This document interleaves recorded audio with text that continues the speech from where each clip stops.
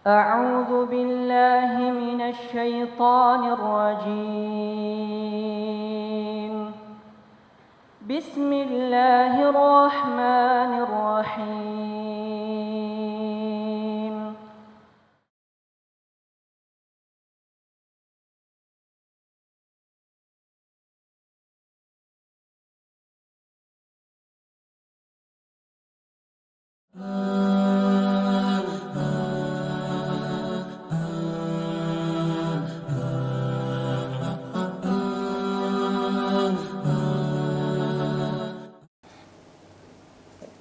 Assalamualaikum warahmatullahi wabarakatuh.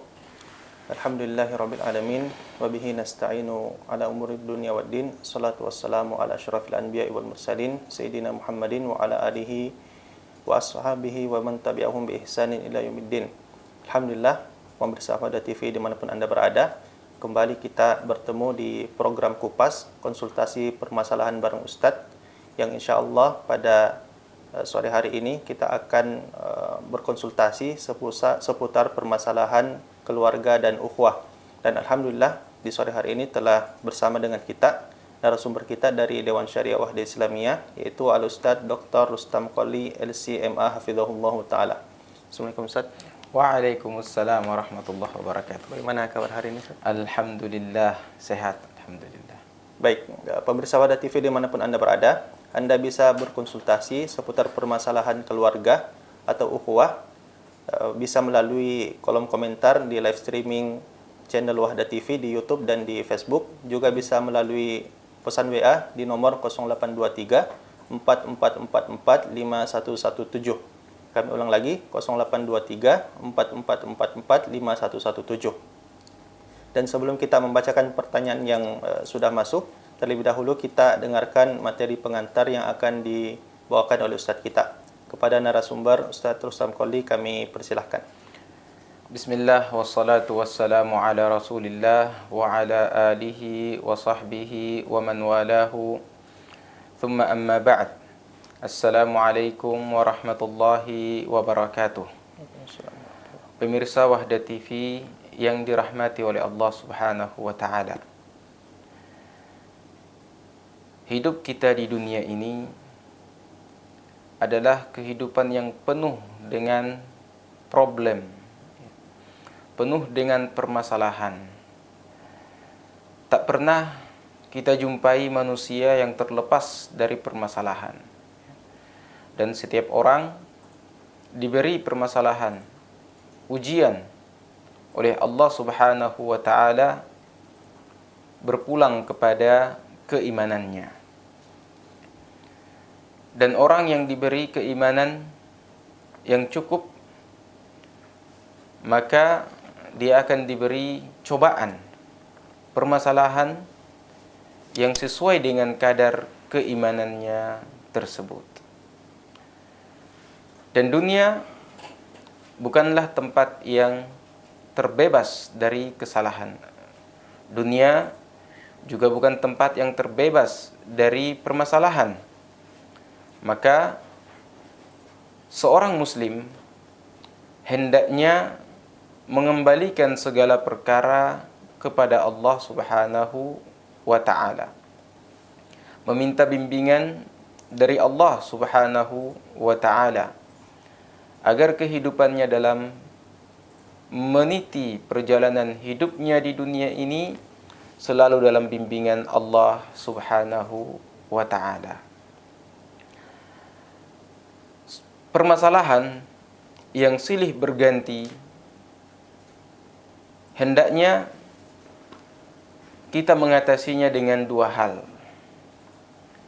yaitu dengan bersabar dan salat. Sebagaimana hal itu disebutkan oleh Allah Subhanahu wa taala dalam Al-Qur'an surat Al-Baqarah. Wasta'inu bis-sabri was-salah wa innaha lakabiratun illa 'alal khashi'in. Dan mintalah pertolongan atas segala permasalahanmu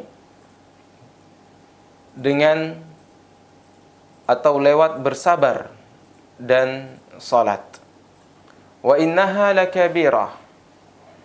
Dan perkara ini memang sangatlah berat. Illa 'alal khashi'in. Kecuali kepada orang-orang yang khusyuk. Yang ketika diterpa satu masalah, satu musibah, maka mereka akan mencari solusinya dalam kesabaran dan mereka menumpahkan segalanya dalam salat. Dalam ayat yang lain dan masih pada surat Al-Baqarah, Allah Subhanahu wa taala berfirman, "Ya ayyuhalladzina amanu ista'inu bis-sabri was-salah. Innallaha ma'as sabirin."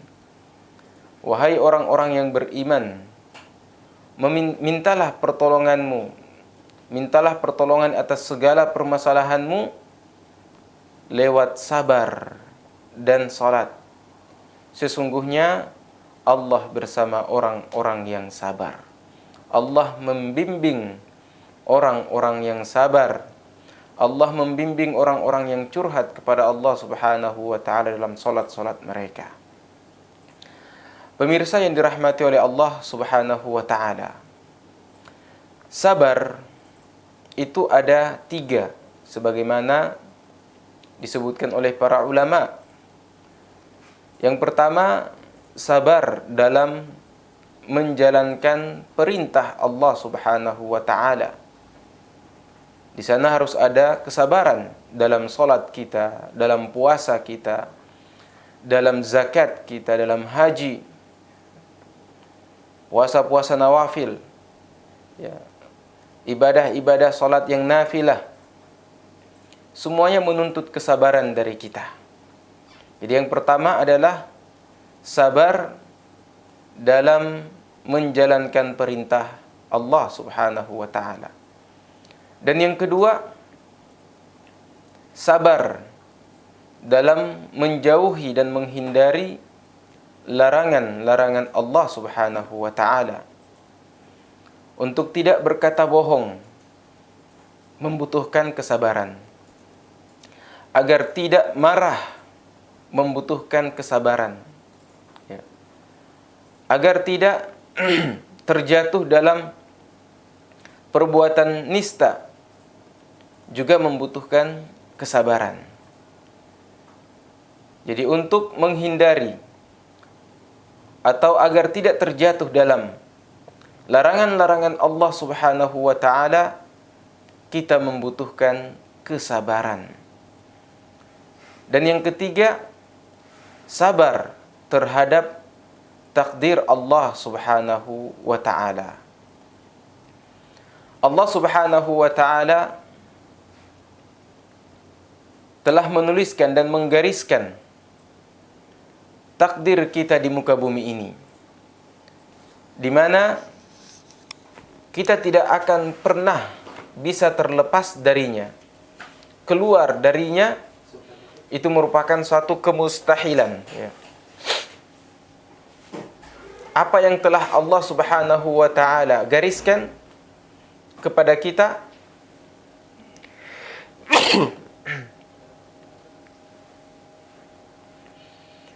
maka kita pasti akan melaluinya. Dan apa yang tidak Allah Subhanahu wa taala gariskan, maka sama sekali tidak akan pernah menjumpai kita. Oleh karena itu, kesabaran dalam kehidupan kita disebutkan sebagai setengah agama kita, separuh agama kita, atau agama kita semuanya dibangun di atas kesabaran. Sehingga sabar dalam hidup seorang muslim adalah suatu hal yang niscaya, adalah suatu hal yang perlu dipupuk dan ditumbuh kembangkan dalam dirinya. Sabar terhadap segala problematika hidupnya. Namun lewat ayat yang kami bacakan tadi, Allah Subhanahu wa taala ingin memberi pesan kepada kita bahwa segala yang kita alami dalam problematika hidup kita ini ada solusinya dalam Al-Quran. Ada jawabannya dalam Al-Quran. Sebagaimana Allah Subhanahu wa ta'ala berfirman, Ya ayyuhan nas, Qad anzalna ilaikum Ya ayyuhan nas, Qad ja'akum maw'izatun min rabbikum wa shifaa'un lima fis sudur wa hudan wa rahmatun lil mu'minin. Wahai sekalian manusia, qad ja'akum mau'izatun min rabbikum, telah datang mau'izah, nasihat dari Tuhan kalian berupa Al-Quran. Wa shifaa'un lima fis sudur, dan juga obat penawar, penyembuh atas segala yang menyempitkan hati kalian dari permasalahan-permasalahan yang kalian alami. Wahudan, juga petunjuk dari Allah Subhanahu wa ta'ala. Warahmatan, dan Al-Quran adalah rahmat bagi seorang muslim. Al-Quran adalah kasih sayang Allah Subhanahu wa ta'ala untuknya. Warahmatun lil mu'minin, dan rahmat bagi orang-orang yang beriman. Al-Quran menuntun kita untuk bersabar, karena terkadang kita sampai pada stadium di mana kita menemukan jalan buntu untuk setiap permasalahan kita, atau untuk satu masalah yang kita hadapi, ya seakan-akan akal kita tidak mau lagi berfikir, atau kita telah merasa penat dengan permasalahan-permasalahan kita. Maka Allah Subhanahu wa ta'ala dengan kemaha luasan rahmatnya, dengan kemaha lembutannya, menurunkan Al-Quran agar kita mempelajarinya, bahwa di sana ada solusi untuk semua permasalahan kita. Dan Al-Quran memerintahkan kita untuk bersabar. Bersabar. Jernihkan hati kita dengan sabar. Jernihkan alam pikiran kita dengan sabar. Karena dengan sabar akan jelas permasalahan yang kita hadapi. Hadapilah segala permasalahan kita dengan sabar. Itu adalah solusi dari Al-Quran. Namun bila kita masih saja membutuhkan hal yang lebih dari kesabaran, maka untuk mendapatkan hal itu, bersegeralah untuk salat. Masalah yang menimpa kita hendaknya pertama kali yang kita pikirkan, yang kita risaukan adalah bersegera untuk salat. Kita salat di hadapan Allah Subhanahu wa ta'ala, di sana kita tumpahkan segala unek-unek kita. Dan Allah Subhanahu wa ta'ala Maha tahu. Allah Subhanahu wa ta'ala sangat senang ketika kita melakukan hal itu. Dan Allah Subhanahu wa ta'ala akan membimbing kita menemui solusi yang kita hadapi. Pemirsa yang dirahmati oleh Allah Subhanahu wa ta'ala, sungguh kesudahan dari kesabaran itu adalah suatu hal yang manis, suatu hal yang melapangkan dada, suatu hal yang menggembirakan hati, suatu hal yang membuat decak kagum, dan satu hal yang selalu membuat lisan-lisan kita berzikir tatkala kita mengingatnya. Sabar untuk tidak terjatuh dalam perbuatan-perbuatan yang nista. Ketika kita mengingatnya, ada rasa kemanisan di sana yang tidak bisa diucapkan lewat kata-kata. Sabar ya, dalam sholat malam yang panjang. Ketika usai melakukannya, ada kemanisan di sana. Dan sabar dalam menghadapi takdir dari Allah Subhanahu wa taala, ada kemanisan di sana karena kita yakin Allah tidak memberi ujian kepada kita kecuali sesuai dengan kadar keimanan kita, sesuai dengan kesanggupan kita. Dan Allah Subhanahu wa taala tidak menzalimi hamba-hambanya. Dan kita yakin pula bahwa permasalahan hidup kita adalah cara Allah Subhanahu wa taala mendewasakan kita. Adalah cara Allah Subhanahu wa taala membersihkan kita dari dosa dan noda. Dan cara Allah Subhanahu wa taala meninggikan derajat kita. Oleh karena itu, setiap apapun masalah kita, maka hendaklah kita menghiasi diri kita dengan kesabaran dan memperbanyak salat, memperbanyak bersungkur di hadapan Allah Subhanahu wa taala. Demikian yang bisa kami sampaikan sebagai pengantar untuk materi ini, dan kami kembalikan kepada host.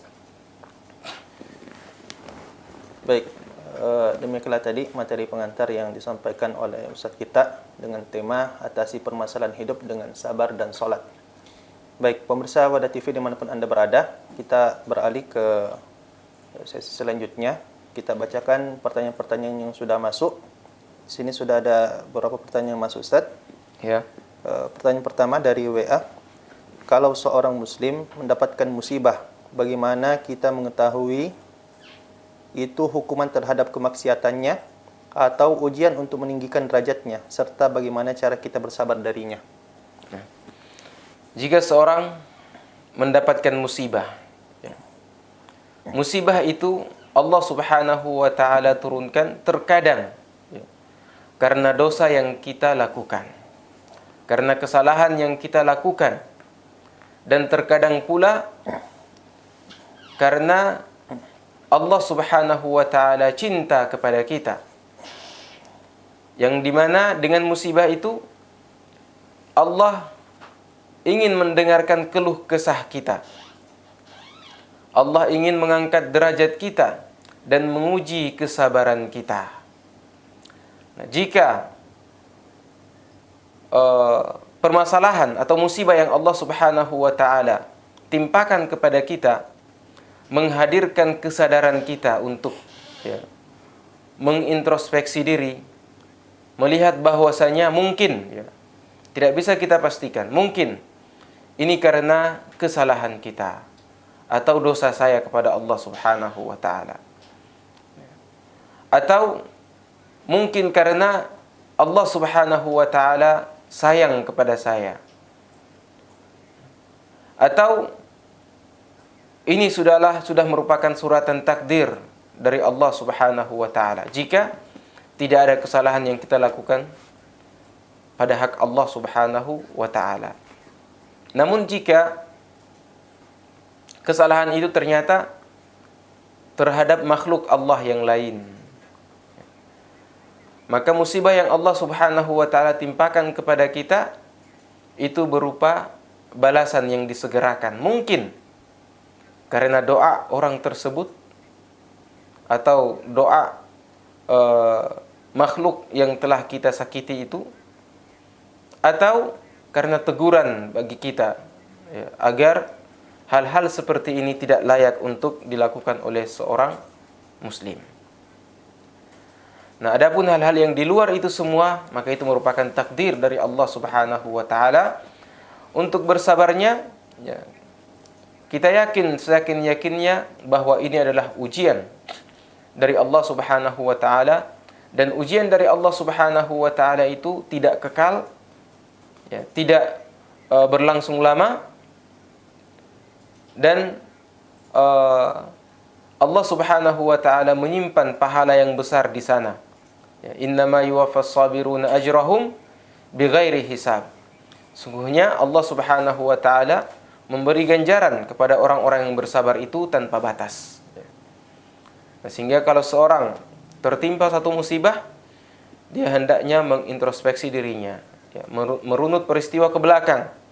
Apakah karena kesalahan dia terhadap pada hak-hak Allah Subhanahu wa taala atau pada hak ibadullah, hamba-hamba Allah yang lain.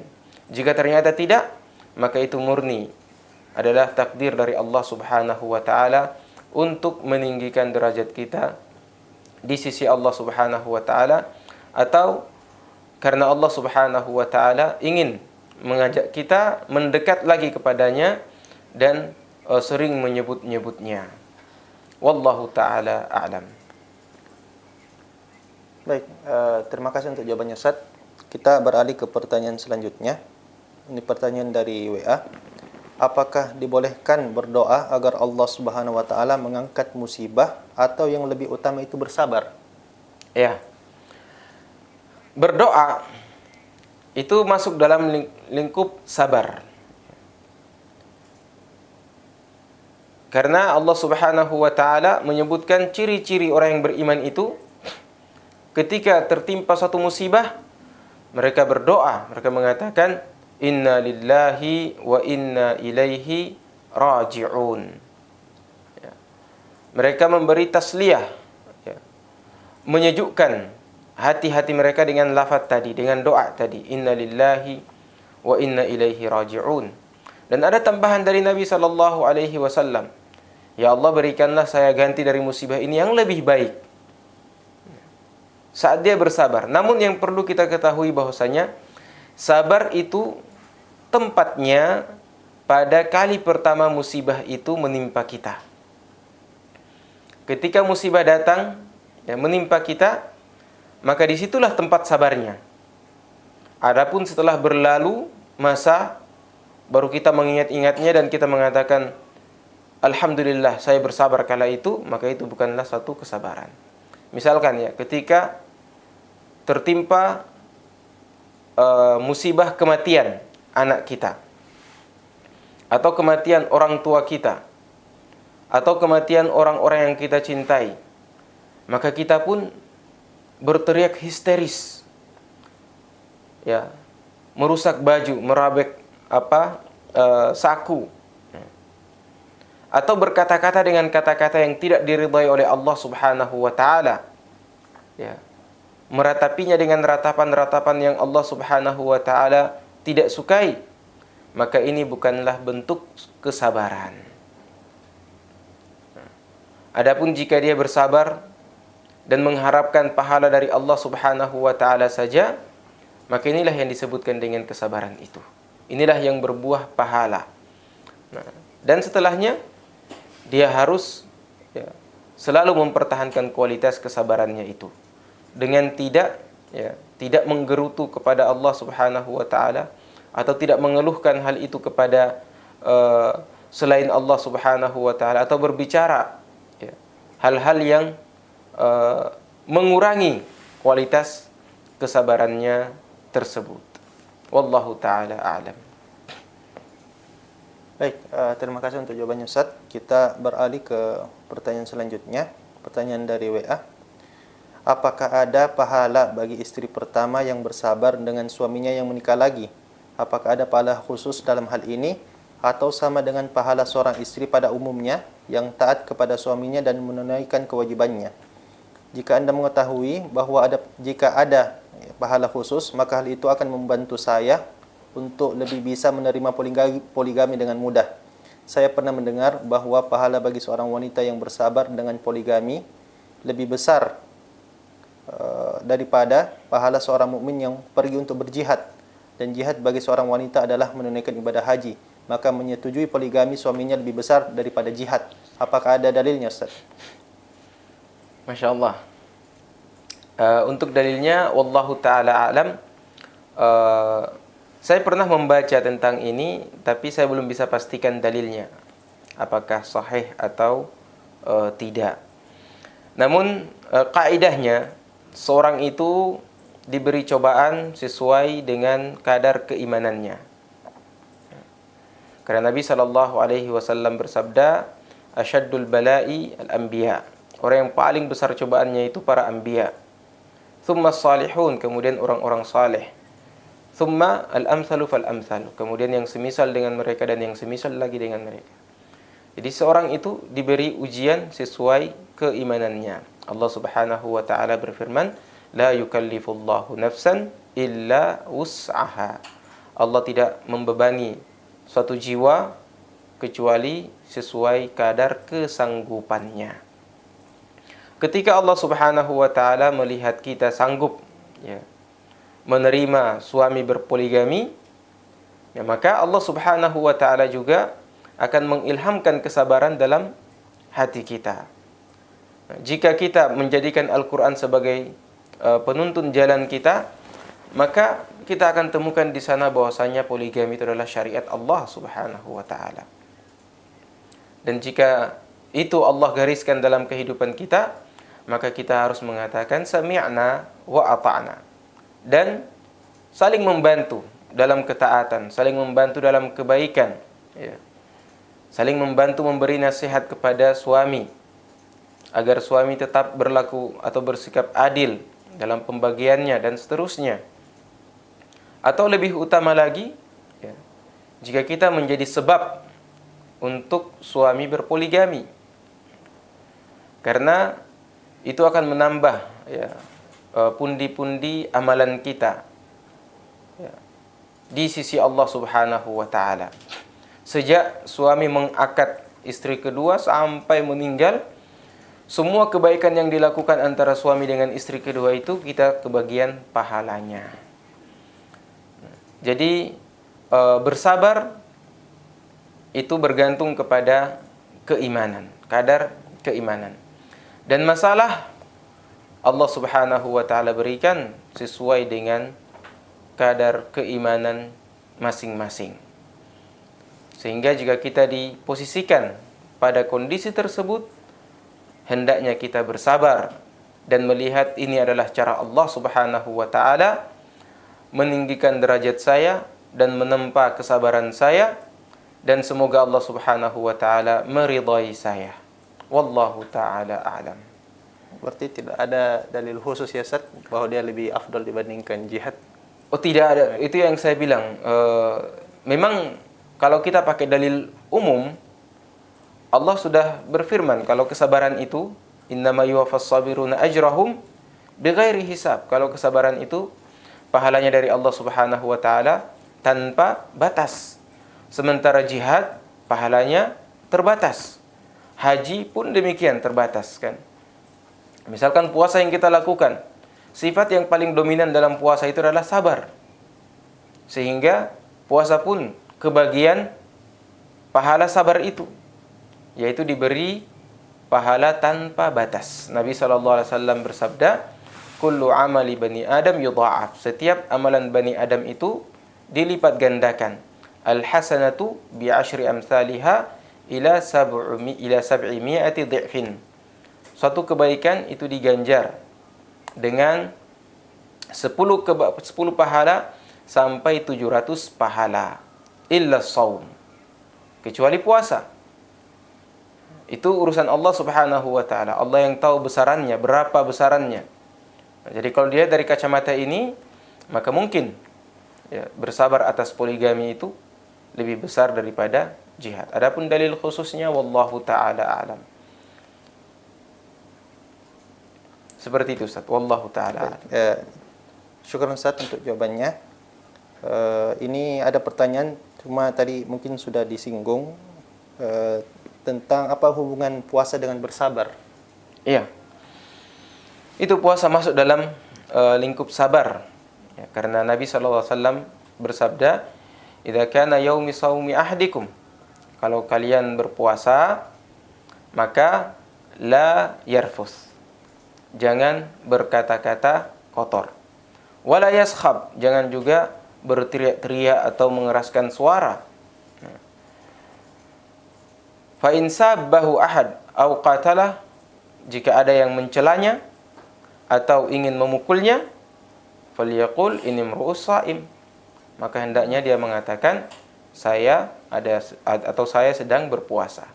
Nah, kita sudah sebutkan sabar terhadap ketaatan, sabar dalam menjalankan perintah, dan sabar dalam menghindari larangan, dan sabar dalam takdir. Semuanya terangkum dalam puasa itu. Kita sabar menjalankan perintah Allah. Kita juga sabar menghindarkan diri dari hal-hal yang bisa membatalkan puasa atau mengurangi nilainya, kualitasnya. Dan kita bersabar jika ada yang ingin mencederai kita atau memukul kita atau mencaci kita, kita bersabar. Nah, sehingga puasa masuk dalam kategori sabar. Bahkan dibilang puasa atau syahrul Ramadan itu adalah bulan kesabaran. Wallahu ta'ala alam. Baik, terima kasih untuk jawabannya Ustaz. Kita beralih ke pertanyaan selanjutnya. Pertanyaan dari akun YouTube. Bila mana seringkali kita stres atau depresi dalam menghadapi tekanan atau depresi emosional dalam keluarga karena kekurangan diri sendiri, seperti sering didesak untuk segera menikah. Nah, bagaimana seperti ini? Ini dia sabar dalam kategori takdir, ya. Takdir Allah Subhanahu wa taala untuk dia, di mana Allah menakdirkan jodohnya terlambat. Sementara dia sudah mungkin sampai atau telah hampir melewati usia-usia pernikahan.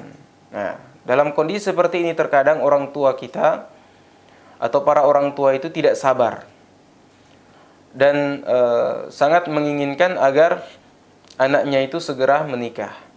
Mungkin tidak sabar untuk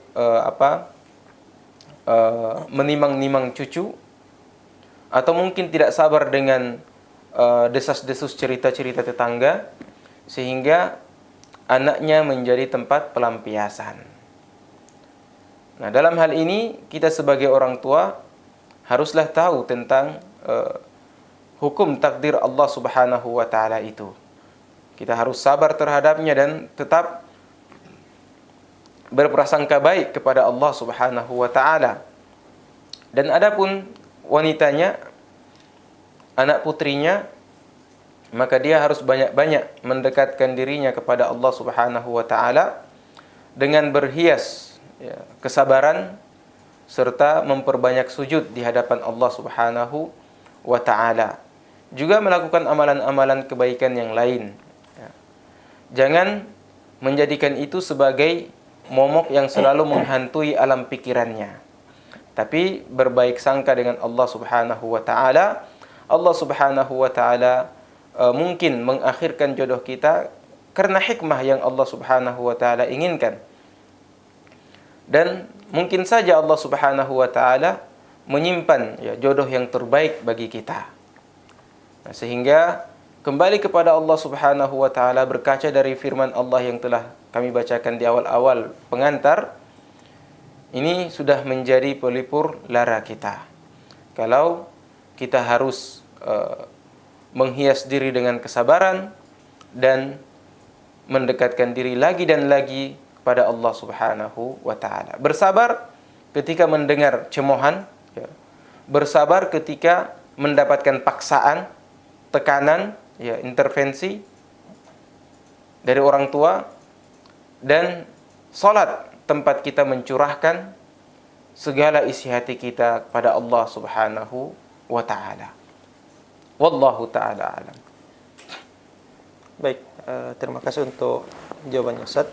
Kita beralih ke pertanyaan selanjutnya. Pertanyaan dari YouTube.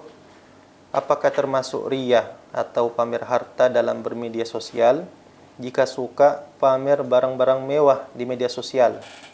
Ya, bagaimana menurut Ustaz? Iya. Ini ada satu istilah yang salah digunakan. Orang yang pamer-pamer dibilang riya.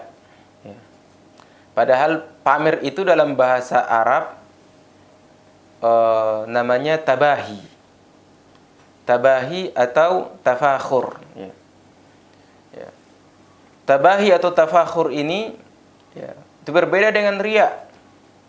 Riya itu kita berbuat kebaikan, berbuat perkara-perkara yang baik yang berbuah pahala, tapi kita inginkan bukan pahala dari Allah Subhanahu wa taala, tapi pujian manusia. Atau kita sertakan manusia dalam amalan itu, atau kita sertakan selain Allah Subhanahu wa taala dalam amalan itu. Kita duakan Allah di sana, itu dibilang riya.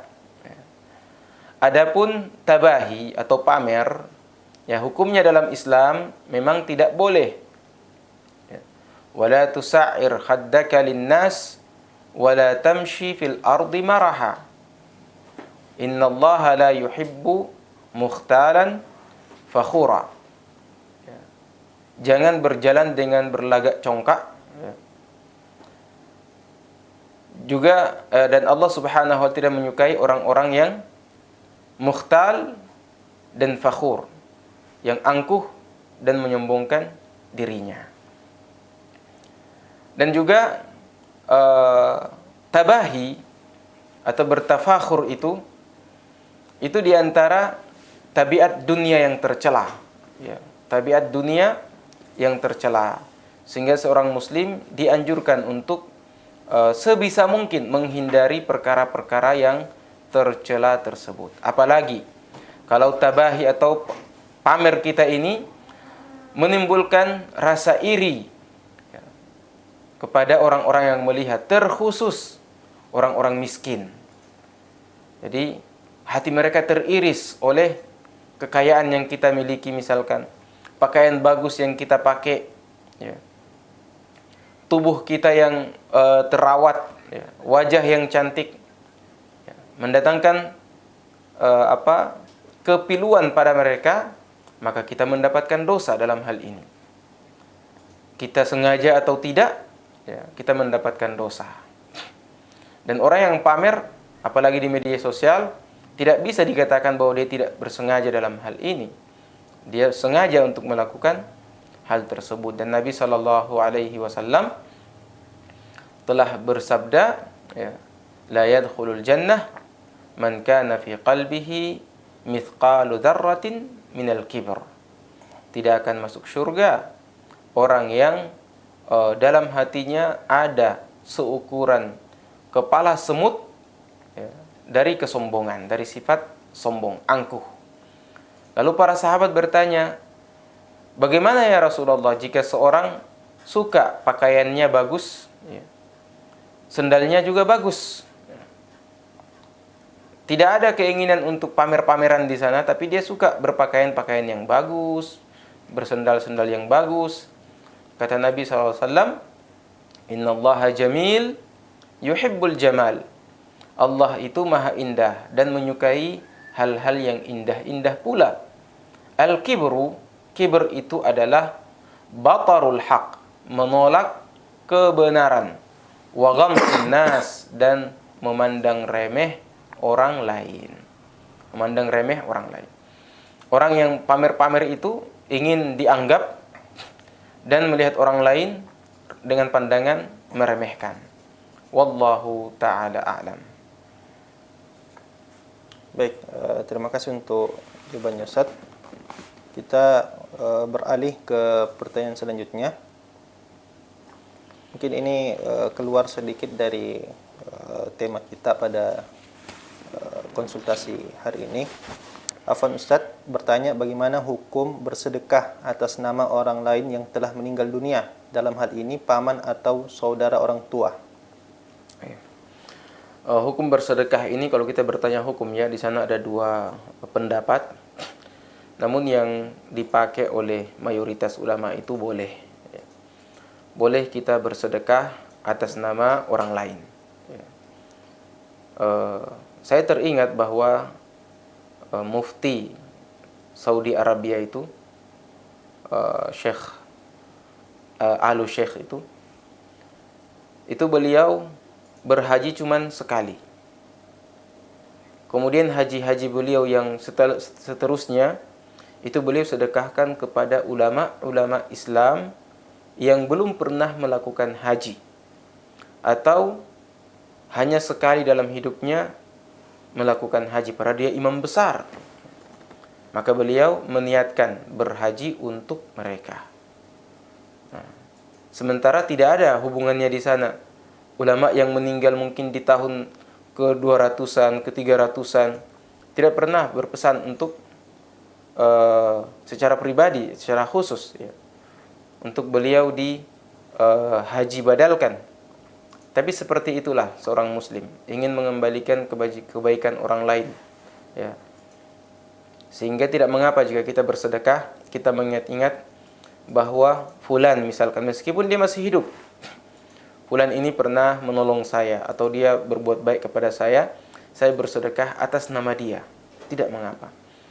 Begitu juga dengan orang yang telah meninggal, orang tua kita atau kakek buyut kita bersedekah atas nama mereka, itu juga tidak mengapa. Wallahu ta'ala alam. Baik, tapi dari sisi pahalanya ketika kita bersedekah atas nama orang lain, kita juga bisa dapat pahala dari situ ya Ustaz? Allah Karim. Ya. Allah Maha Luas rahmatnya. Allah tidak membatasi. Jadi kita bersedekah, pahala itu kepada orang tersebut dan juga kita kebagian. Insyaallah Pahalanya. Baik, terima kasih Ustaz untuk jawabannya. Kita beralih ke pertanyaan selanjutnya dari akun YouTube. Bagaimana harus bersikap secara bijaksana dalam menghadapi kehendak orang tua yang suka memaksa terhadap anaknya? Ya, di sini memaksakan pendapat. Ya, karena penanya takut malah dicap sebagai anak durhaka kepada orang tua. Ya, orang tua itu, kita sebagai anak, meskipun telah atau telah sampai kepada gelar akademik, ya, doktor atau profesor atau imam besar atau guru besar, tapi dalam pandangan mereka kita masih tetap anak. Hangat dalam benak mereka itu bahwa kita ini ya seperti anak kemarin yang baru belajar berjalan, kemudian kecil, masih lugunya, masih lucunya. Jadi itu yang tersimpan di masa tua mereka, sehingga terkadang mereka memaksa ya, kehendaknya, memaksa usulannya, memaksa pendapatnya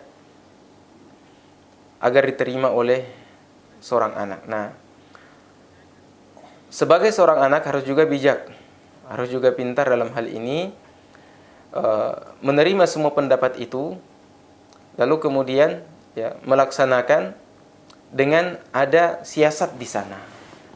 Misalkan dia ingin membuktikan, dia melaksanakannya, tapi dia kontra dengan pendapat bapaknya atau orang tuanya, bahwa pendapat itu tidak benar sesuai dengan ilmu yang dia pelajari.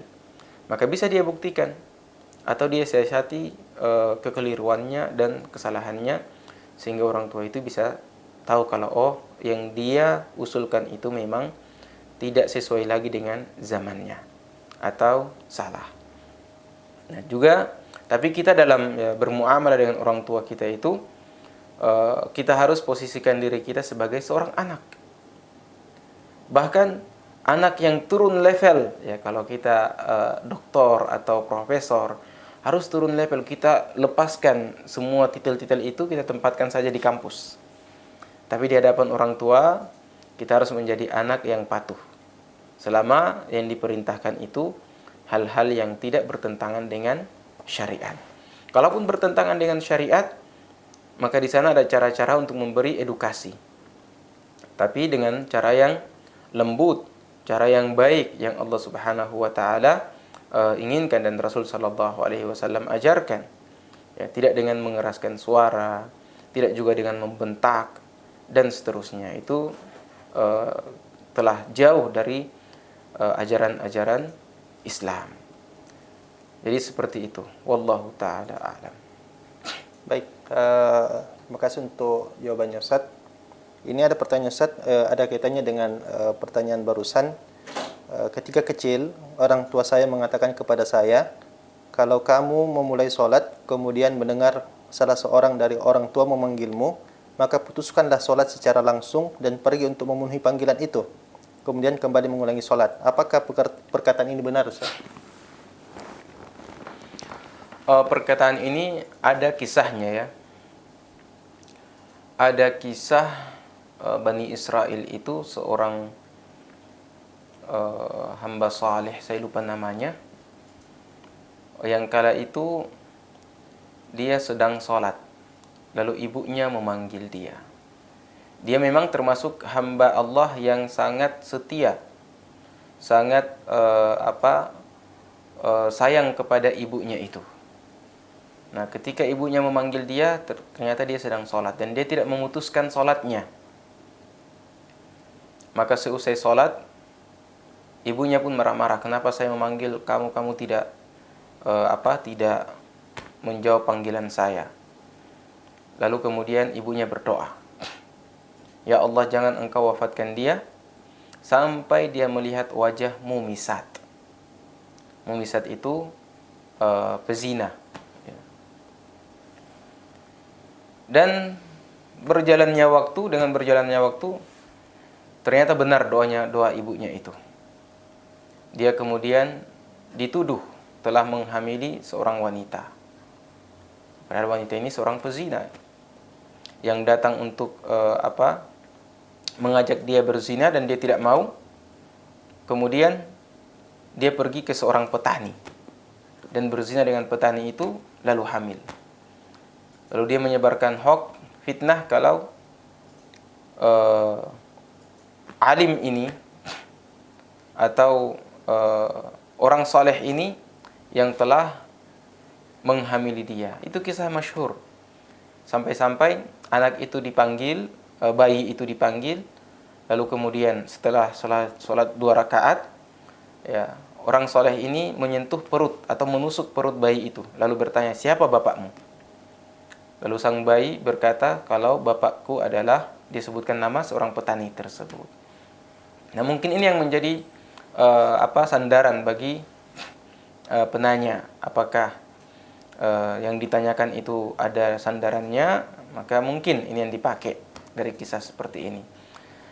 Dan kita lihat juga kedudukan berbakti kepada orang tua itu Allah Subhanahu wa taala sebutkan setelah tauhid. Wa qadha rabbuka alla ta'budu illa iyyah wa bil walidaini ihsana. Allah telah memutuskan, menetapkan bahwa janganlah kalian menyembah kecuali kepada Allah Subhanahu wa taala saja, dan berbuat baiklah kepada orang tuamu. Berbuat baik kepada orang tua. Dan di antara bentuk ihsan adalah menjawab panggilan orang tua. Adapun salat, maka bisa diputuskan dengan berbagai kondisi. Ya, mungkin di antaranya adalah ketika dipanggil oleh orang tua kita. Setelah kita menunaikan hajat mereka, kita bisa kembali lagi salat. Dan ada kaidah yang menyebutkan bahwasanya ketika diperhadapkan dengan 2 hak Allah dan hak manusia, maka dahulukan hak manusia. Karena hak Allah dibangun di atas musamahah, Allah memaafkan di atas kemaafan, sementara hak manusia itu tidak dibangun di atas kemaafan. Jadi adapun dalil secara khususnya, wallahu a'lam, saya tidak tahu. Tapi kalau kita kembali kepada dalil-dalil umum, maka boleh saja. Karena dalam Islam hanya satu ibadah yang tidak boleh kita putuskan. Maksudnya kalau kita melakukan ibadah itu, maka tidak boleh kita putuskan. Misalkan puasa, kita boleh putuskan. Kita boleh keluar, batalkan puasa kita. Kalau ada kondisi-kondisi yang mengharuskan untuk itu. Zakat juga demikian. Kalau kita dalam kondisi tidak bisa membayar zakat, maka kita tidak bisa membayar zakat. Berbeda padahal kita sudah berniat untuk berzakat sejak awal. Berbeda kalau satu ibadah ini, yaitu haji. Kalau kita sudah melakukan haji, maka tidak boleh kita meninggalkannya. Tidak boleh kita keluar darinya. Tidak boleh kita memutuskannya. Karena Allah Subhanahu wa taala telah berfirman, wa atimmul hajja wal umrata. lengkapilah hajimu, sempurnakan hajimu sampai selesai. Umrahmu sempurnakan sampai selesai. Dari kata itmam. Itmam itu adalah bagaimana kita menyempurnakannya. Wallahu ta'ala alam. Baik, terima kasih untuk jawabannya Ustaz. Kita beralih ke pertanyaan selanjutnya. Pertanyaan dari akun YouTube. Kira-kira apakah harus semua orang tahu jika kita sedang bahagia, sedih, bahkan dalam situasi duka sekalipun? Ini penanya mungkin khawatir dianggap pamer kebahagiaan ya, semacam gitu Ustaz. Ya. Seorang muslim dia harus menanamkan kebahagiaan kepada orang lain. Bahkan ini merupakan satu perbuatan yang sangat dicintai oleh Allah Subhanahu wa taala. Ahabbul a'mal ila Allah sururun tudkhiluhu fi qalbil muslim. Ya. Amalan yang dicintai oleh Allah Subhanahu wa taala itu adalah rasa bahagia yang engkau berikan atau engkau masukkan ke dalam hati seorang muslim. Terus kita bertanya, pamer harta, ya, pamer kebahagiaan, pamer istri yang soleh, pamer istri yang cantik. Apakah ini akan menanamkan kebahagiaan ke dalam hati-hati orang muslim? Ataukah tidak? Ya ternyata tidak. Karena harta, semua orang tamak untuk memiliki harta. Nah, ketika kita memamerkan, maka akan banyak di sana hati-hati yang tidak suka. Bukan bahagia. Ya. Kecuali hati orang-orang yang beriman yang melihatnya. Tapi secara umum, sifat atau akhlak memamerkan itu yang sudah saya bilang tabahi, itu tidak dibenarkan dalam Islam. Itu tidak dibenarkan dalam Islam. Bahkan ya, yang dibenarkan oleh kita itu adalah nikmat-nikmat Allah ini kita membicarakannya dengan memuji Allah Subhanahu wa taala. Wa amma bi ni'mati rabbika fahaddits. Kita berbicara dalam rangka tahaddus bin ni'mah. Membicarakan betapa Allah Subhanahu wa taala sayang kepada saya dan memberikan saya nikmat, dan semoga nikmat ini mendekatkan lagi saya kepada Allah Subhanahu wa taala. Adapun kebiasaan memamerkan, ya, pamer mobil, pamer harta, pamer istri cantik. Nah, ini kan yang dipamerkan hal-hal yang baik-baik saja. Tapi kita tidak tahu kondisi keluarganya seperti apa. Mungkin saja berantakan. Ya. Mungkin sering terjadi pertengkaran. Ya. Dan kebiasaan memamerkan juga itu urdah. Apa itu urdah? Itu kita menjatuhkan diri kita ke dalam satu kondisi yang mengundang ain dari setiap orang yang melihatnya. Ain itu ada pada setiap orang. Bahkan diri kita sendiri bisa terkena ain oleh pandangan kita sendiri. Nah, sehingga kita dapati keluarga tadinya rukun, kemudian mulai hancur hanya karena kesalahan salah seorang dari mereka yang suka pamer. Terkena ain. Mobil yang bagus tiba-tiba kena tabrak, ya, atau terjadi tabrakan, rusak mobilnya hanya karena ain, ya. Budaya pamer itu. Istrinya yang cantik tiba-tiba jatuh sakit, kurus, kering dan meninggal. Nah, itu karena ain. Dan kebanyakan yang membunuh umat Muhammad sallallahu alaihi wasallam itu adalah ain. Sehingga buat apa kita meletakkan diri kita, harta kita, istri kita di tempat-tempat yang mendatangkan kecelakaan bagi mereka dan bagi diri kita sendiri. Nah, sehingga budaya pamer ini harus segera ditinggalkan.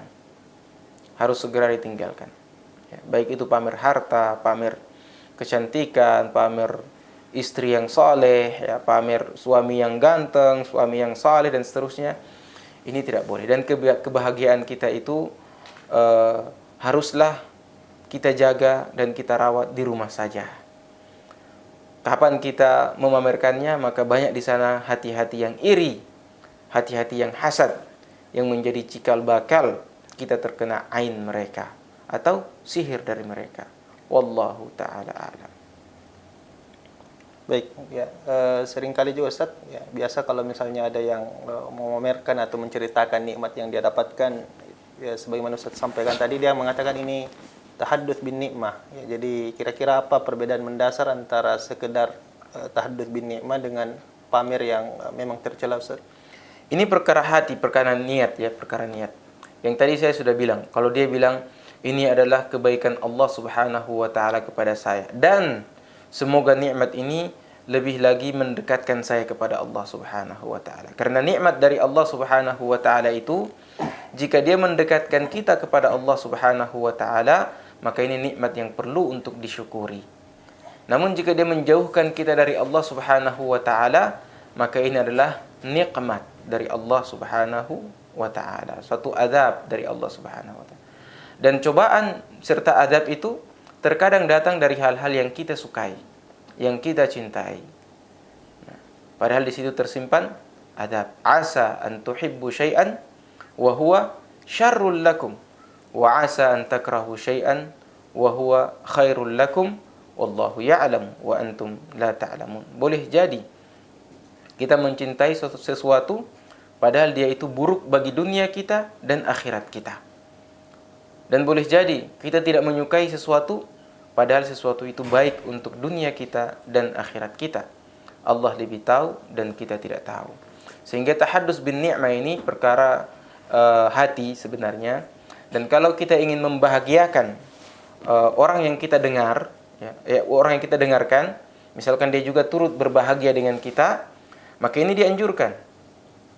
Kita tahu bahwasanya teman kita ini bahagia bersama kebahagiaan saya, sedih bersama kesedihan saya. Ya, begitu kita dikucuri nikmat oleh Allah Subhanahu wa taala, kita sampaikan kepada dia dan dia juga turut berbahagia bersama kita. Ini masuk dalam sururun. Ya, amalan yang baik yang Allah suka.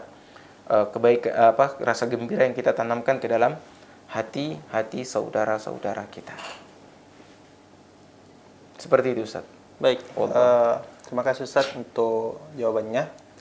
Pemirsa Wadah TV dimanapun Anda berada, ya, menarik pembahasan kita pada sore hari ini, namun karena keterbatasan waktu, pertanyaan tadi merupakan pertanyaan terakhir yang bisa kita jawab.